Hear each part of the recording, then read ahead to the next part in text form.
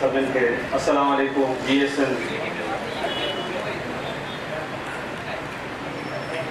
सदा असांजी सचजी आहे,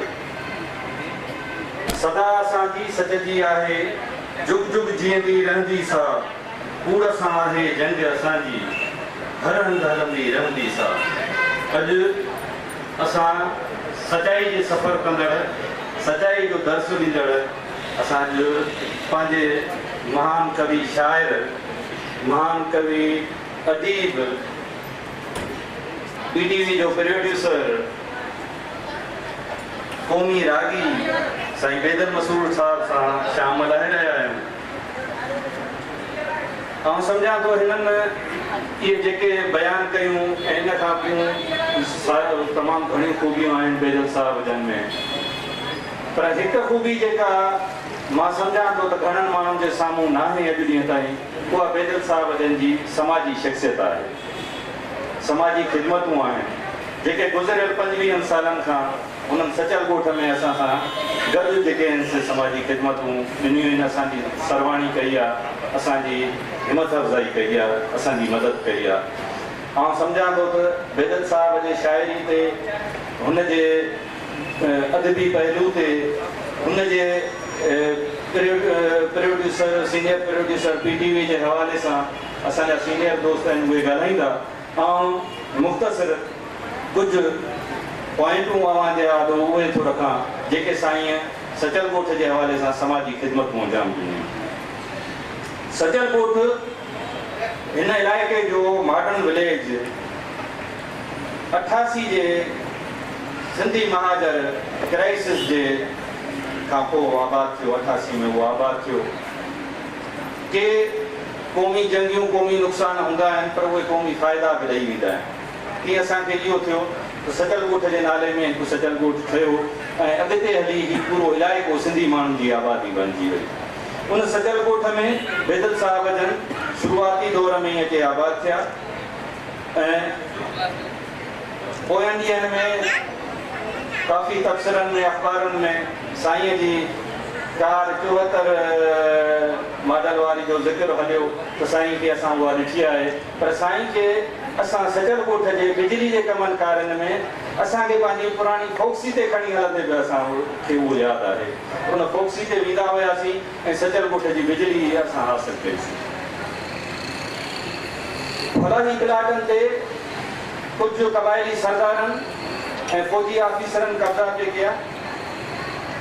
उन वक़्तु सचल ॻोठ जी समाजी तंज़ीम उन्हनि सां मुआवज़ो अटकायो। उन्हनि अॼु जा जेके सचल ॻोठ जे साम्हूं जेके बि गवर्नमेंट जा स्कूल ख़ूबसूरत अंदाज़ में ख़ूबसूरत बिल्डिंगूं ठहियूं पियूं आहिनि, इन्हनि तां कब्ज़ो छॾाइण में जेको सचल ॻोठ सां मुआवज़ो अटकायो वियो। ऐं उन वक़्त जो असांजो सचल ॻोठ जो सदर गुल मोहम्मद सुमरो साहब जो असांजी महफ़िल में मौजूदु आहे।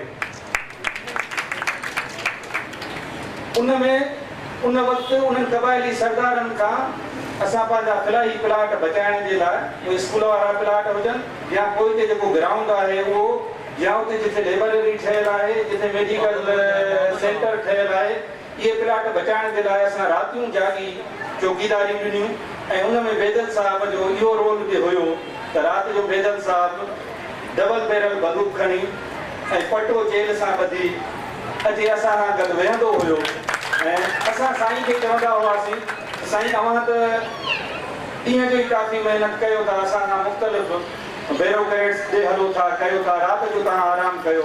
हुन चयो न, ही मुंहिंजो क़ौमी फ़र्ज़ु आहे, जिथे तव्हां नौजवान वेठा हो उते मां हूंदुसि त तव्हां डिसिप्लिन में हूंदो ऐं मां बि तव्हां खां पोइ ते न हटंदुसि। असांखे उहे ॾींहं यादि आहिनि। ऐं उन्हनि जागीरदारनि क़बाइली सरदारनि सां टकराव जे पादाश में जॾहिं मूं ते केस थिया, पहिरियों जेको FIR कटी उन में गुल मोहम्मद सुमरो साहब ऐं मूं ते FIR थी, उन में बि ज़ामिन असांजो बेदर साहब हुयो।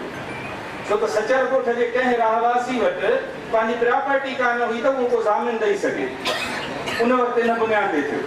पर जॾहिं हुननि जो कब्ज़ा खोरनि जो उन में कमु न थियो त ॿीहर मूं ते पुलिस ते फायरिंग जी जेका FIR कटराई वई ऐं उहो मां सम्झां थो त 99 जो दौरु हुयो, गवर्नर मुइन हैदर हुयो ऐं उन वक़्तु असांजो जेको वकील आहे उनखे बि दावत ॾिनी हुईसीं निसार मंसी साहब, पर उहो कोन अची सघियो।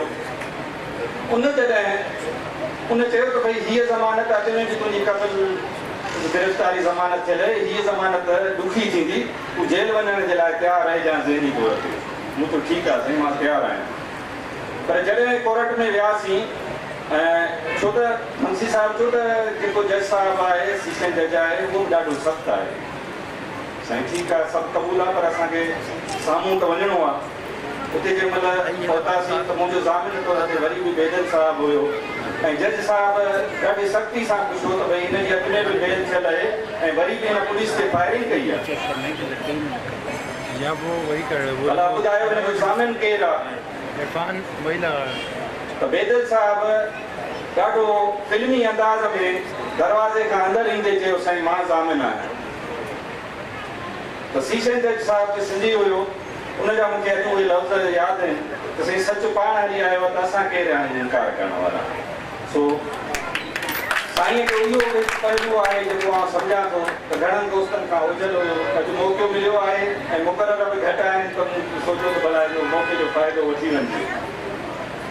उनखां पोइ असां जॾहिं सचल ॻोठ जी यूसी गुलदार हिजरी जी बलदियाती इलेक्शन 2001 वारी में असां उन यूसी जा अक्सरियती काउंसलर जेके हुया उहे सचल ॻोठ मां खटी आया ऐं उन वक़्तु असांजी सचल ॻोठ जी समाजी तंज़ीम उनजो सरवाण बि बेदल मसरूर साहिब जन हुआ।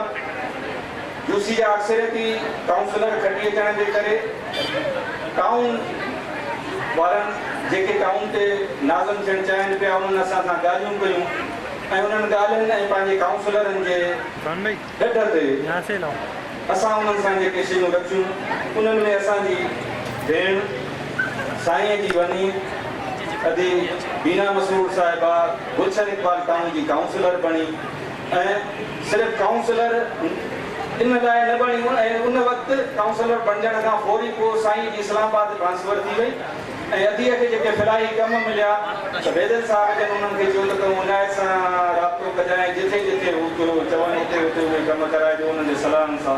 तो इहे कुझु शयूं हुयूं जेके मूं अव्हां जे साम्हूं रखियूं त बेदल साहिब जो हिकु हीउ बि पहलू आहे, हुनजे क़ौमी रागी, क़ौमी शाइर, क़ौमी अदीब टीवी जे प्रोड्यूसर खां सवाइ हीउ हिकिड़ो पहलू हुयो जंहिंमें हुनखे असांखे अहसान ऐं महिरबानी हुयूं जेको मां अव्हां जे साम्हूं रखियो। ऐं हिकु शेर बेदल साहिब जे नाम कंदुसि। अव्हां जा आशिक़ हज़ार आहिनि, असांजी यारी क़बूल कयोसि। महिरबानी।